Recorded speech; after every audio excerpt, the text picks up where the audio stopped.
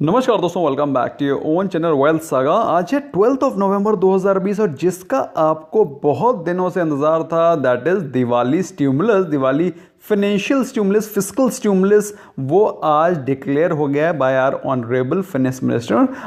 तो honourable finance minister ने क्या कहा है, क्या 12 पॉइंट्स बताएं, उसका तो मैंने सेपरेट वीडियो बना दिया है। लेकिन निफ्टी और निफ्टी बैंक के चार्ट पे क्या दिख रहा है वो हम लोग भी समझेंगे। फिलहाल अगर अभी तक आपने अगर चैनल को सब्सक्राइब नहीं किया तो सब्सक्राइब कर लें, बेल आइकन को प्रेस करें ताकि आपको रेगुलर अपडेट्स मिलते रहें। अगर आप नए हैं तो, अगर पुराने हैं तो स्मैश करें लाइक बटन, क्योंकि आपको मालूम है इस इंपॉर्टेंट वीडियो में भी आपको जबरदस्त नॉलेज मिलने वाली है। तो शुरू करते हैं दोस्तों। हम लोग सबसे पहले बात करते हैं एडवांस डिक्लाइन रेशियो के बारे में। तो advance decline ratio, although market में आज करेक्शन था, advances were in the favour of bulls. Almost 1000 stock, round off करके बता रहा हूं दोस्तों। तो advancing stocks are 971, 971 stock, almost 1000 stock, जो कि 1600 स्टॉक्स में से 1000 स्टॉक बढ़ रहे थे।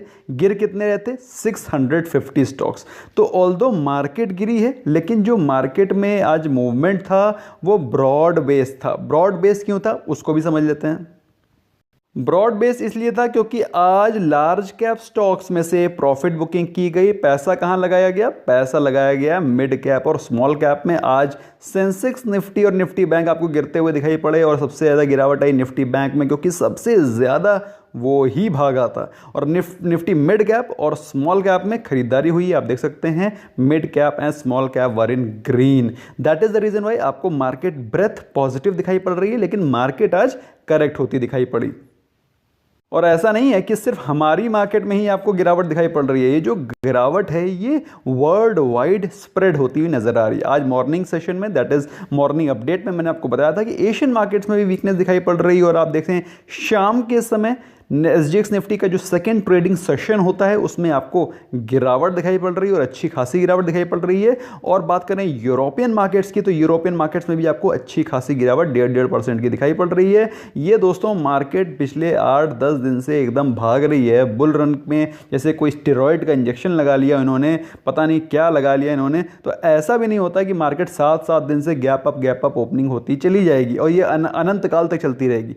एक दिन आएगा जब ब्रेक लगेगा, जब फुल स्टॉप लगेगा, और वो फुल स्टॉप जब लगेगा तो उसके बाद प्रॉफिट बुकिंग होगी। तो फुल स्टॉप लगा था कल और आज हुई है प्रॉफिट बुकिंग, और ये होना लाजमी भी है और मार्केट की हेल्थ के लिए अच्छा भी है।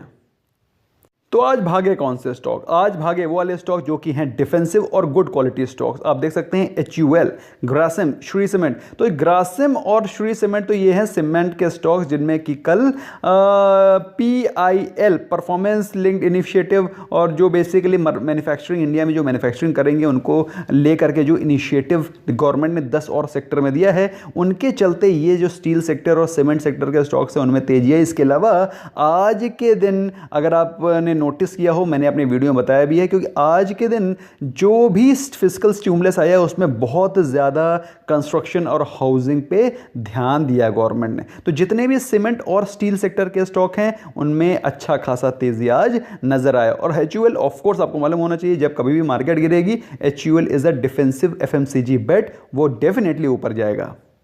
गिरे कौन से स्टॉक? गिरे वो स्टॉक जो कि ताबड़तोड़ आंख बंद करके स्टेरॉइड के इंजेक्शन की तरीके लेकर के भाग रहे थे, जो कि हैं SBI, Kotak Mahindra bank. My God, 1400 से सीधे 1800 की छलांग, मतलब हाइट से है यार ये तो।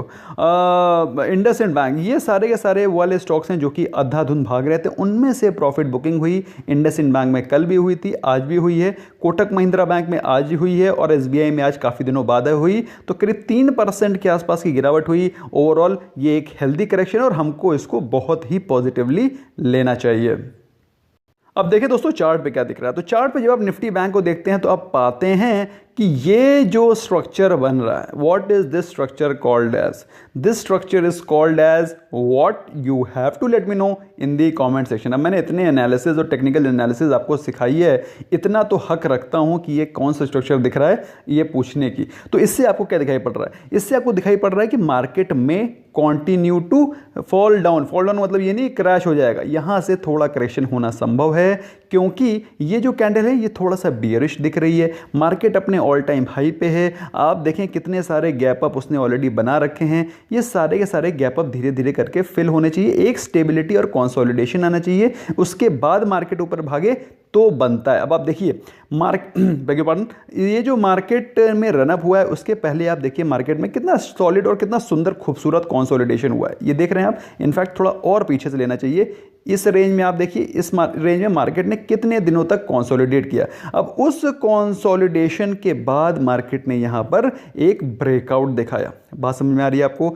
तो इस प्रकार का कंसोलिडेशन आपको यहां पर दिखाई पड़ेगा। अगर कंसोलिडेशन नहीं दिखता तो गिरावट हो सकती है, गिरावट नहीं होती तो कंसोलिडेशन हो सकता है। लेकिन यहां से मार्केट में ऊपर के साइड मूवमेंट होने के लिए at least there is some pause required, और वो पॉज आपको दिखाई साफ साफ पड़ रहा है। बात करें आरएसआई की दोस्तों, मैं आपको पहले काफी दिनों से बोल रहा था कि RSI is getting over valued. 80 के ऊपर चल रहा है निफ्टी बैंक, और 80 से कंसोलिडेशन होने के लिए निफ्टी बैंक की आरएसआई को कूल डाउन होकर 60 तक आना पड़ेगा। उसके बाद इसमें fresh buying, fresh positive momentum आ सकता है। तो उस कूल डाउन के लिए मेरे हिसाब से यहां पर आपको 27,500 27,000 के लेवल्स या फिर एटलीस्ट इस पोजीशन पे कंसोलिडेट होना पड़ेगा। उसके बाद ही कोई फ्रेश मोमेंटम ऊपर पॉसिबल है, क्योंकि ये मोमेंटम जो अभी रिसेंटली हुआ है ये लाइफ टाइम अप मूव नहीं रहेगा। ये हो चुका जितना होना है, अभी या तो कंसोलिडेशन होगा या फिर ये करेक्शन आएगा।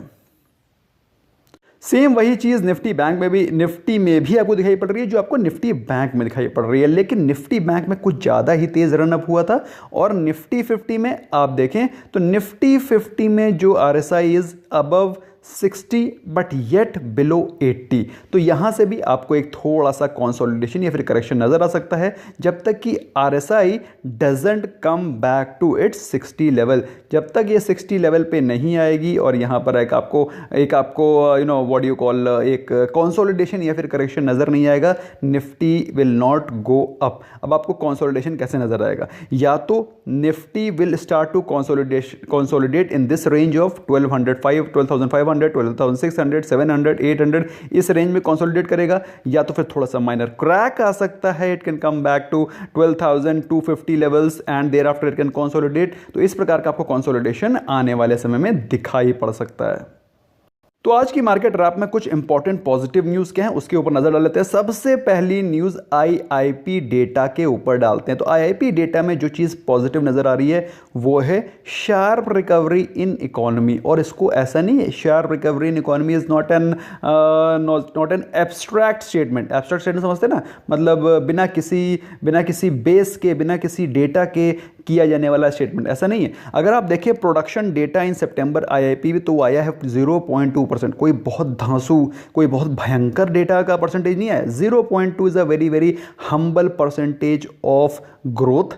लेकिन अगर आप कंपेयर करें पिछले मंथ के कंपैरिजन से, दैट इज इन अगस्त, तो वो -8 था। तो -8 से थोड़ी सी इंप्रूवमेंट दिखाई पड़ रही है। अगर आपको कहीं पर -8 से अगर 0.2% की इंप्रूवमेंट दिखाई पड़ती है, according to me this should be taken positively. और ये आईआईपी डेटा आपको इंप्रूवमेंट दिखा रहा है, रिकवरी को दर्शा रहा है।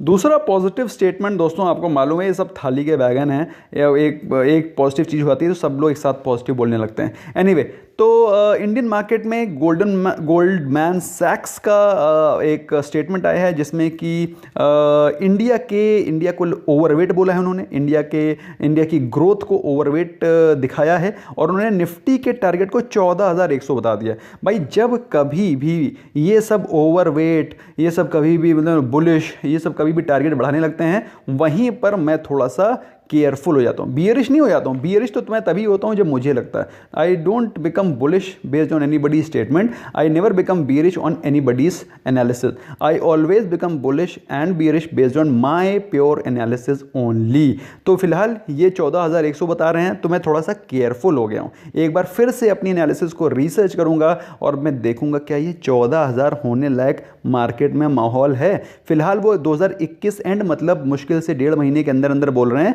कि निफ्टी 14,100 आएगी। आपको क्या लगता है? आप मुझे कमेंट सेक्शन में बताइए, क्या 1.5 महीने के अंदर निफ्टी यहां से 10% और भागने को तैयार है? If yes, late me know in the comment section. फिलहाल आई एम श्योर आपने अपना ओपिनियन कमेंट सेक्शन में डाला होगा। लेट्स सी कि क्या ओपिनियन है आप लोग का। It will be very interesting to see. सब लोग पढ़ते हैं लेकिन कोई डालता नहीं है क्योंकि सबको अपने ऊपर कॉन्फिडेंस नहीं है। कॉन्फिडेंस होना बहुत ज़रूरी है दोस्तों। मैं आपके सामने 5 लाख लोगों के सामने अपने ओपिनियन को फ्रीली रखता हूँ। आप लोग अपने ओपिनियन को कमेंट सेक्शन में तो डाल ही सकते हैं, बाकी आपकी चॉइस है। It's totally your wish and your platform, आपका अपना चैनल है। नेवरदिलेस, हिंदुस्तान कॉपर में एक पॉजिटिव न्यूज़ ये आई है कि गवर्नमेंट में also give relief to Hindustan copper by giving 1000 crore का इमरजेंसी फंड। तो एक तरह से हिंदुस्तान कॉपर को कुछ फंडिंग मिलने वाली है, which is a positive news. इसके अलावा एनएमडीसी और कोल इंडिया के मर्जर की न्यूज़ आ रही है दोस्तों। ये एक अपने में एक बहुत बड़ा भसड़ है। अब ये भसड़ क्यों है? क्योंकि एनएमडीसी अपने में एक मैमथ है, कोल इंडिया अपने में एक अलग मैमथ है, और अगर ये दोनों के दोनों मर्ज हो जाएंगे तो ये एक अपने में एक बहुत बड़ा। अब आपको क्या लगता है शब्द के बारे में? You can let me know in the comment section. Let's see what is your view about this merger. Now coming on to Apollo hospital, काफ़ी ज़्यादा न्यूज़ चल रही थी कि फाइजर का जो वैक्सीन आएगा उसके लिए टेम्परेचर चाहिए होगा -75। तो दोस्तों आपको बता देना चाहता हूँ, -75 टेम्परेचर कोई इम्पॉसिबल टेम्परेचर नहीं है, बहुत ही लॉजिकल। जितने भी फ्रोज़न फूड आप देखते होंगे, frozen meet, frozen food products, वो सारे के सारे इसी कोल्ड स्टोरेज चेन में चलते हैं। और ये चीज़ अपोलो हॉस्पिटल ने बताई है, कोई नई चीज़ नहीं है। वी आर टोटली प्रिपेयर्ड, और इस प्रकार के कोल्ड स्टोरेज चेन के लिए अपोलो हॉस्पिटल पूरी तरह से तैयार है। अरे भैया, फूड इंडस्ट्री तैयार है तो ये अपोलो हॉस्पिटल क्यों नहीं तैयार होगा? So you should not worry, you should not panic. -75 is not an impossible thing, it's very very normal. और उसी वैक्सीन की लय में एक और जो स्टेटमेंट आया है एस्ट्राजेनेका की, serum institute has completed it's phase 3 trial enrolment. Trial नहीं कंप्लीट हो गया, ट्रायल हो गया होता तो फिर तो हम लोग यहाँ पे आज बम फुटा रहे होते। बम वाले मतलब खुशी वाले बम, दिवाली वाले, दीमार जानते हैं ना, दीवार पे मारते हैं इसको हम लोग। आई डोंट नो आप लोग को मालूम है कि नहीं मालूम, हम लोग तो बड़ा खेलते थे। अब आजकल वो मिलते ही नहीं कहीं पर। नेवरदिलेस, तो ये तो एक पॉजिटिव न्यूज़ हो जाती है अगर कहीं फाइनल हो जाता, लेकिन फिलहाल उन्होंने एनरोलमेंट के लिए अप्लाई कर दिया, which is a positive news again. अगर बात करें नेगेटिव न्यूज़ की, तो नेगेटिव न्यूज़ ये है कि थोड़ा सा इन्फ्लेशन बढ़ रहा है दोस्तों। अब आईआईपी में क्या है भाई, इंप्रूवमेंट हर जगह हो रही है, लेकिन जो अभी ये पुरानी ट्रेल चली गई है, पुरानी ट्रेल मतलब समझते हैं ना आप, जो इकोनॉमी को लॉस हो गया है, तो इकोनॉमी का लॉस का भरपाई कौन करेगा? चीज़ें महंगी होंगी, वही इन्फ्लेशन डेटा आपको दिखाई पड़ रहा है। सीपीआई इन्फ्लेशन इज एट 7.61%, जो कि सितंबर में 7.27% था। तो there is a marginal increase in inflation data. If you talk about one more point, that is of Jubilant Food, तो Jubilant Food में जो प्रॉफिट आया है वो आया है 5%। According to me, I think 5% का profit is slightly less. I was expecting slightly better performance from Jubilant food. उनका रेवेन्यू भी 18% डाउन हुआ है, ऑल्दो रेवेन्यू तो ठीक है, बट आई वॉज कंसिडरिंग कि उनका परफॉर्मेंस वॉज, जिस हिसाब से स्टॉक के प्राइस में मूवमेंट आया है उसको सब्सटैंशिएट नहीं कर रहा है ये प्रॉफिटेबिलिटी। तो ओवरऑल जो भी है आपके सामने है। मेरे हिसाब से आई वॉज कंसिडरिंग कि result should have been better. बाकी ठीक है, नो अब कोविड के टाइम पर जितना कंपनी अपना अच्छा परफॉर्म कर सकती है उतना करने की कोशिश कर रही है, but actually I was personally expecting some better results. So that's all from my side friends. I hope आपको ये वीडियो पसंद आया होगा। पसंद आया है तो स्मैश करें।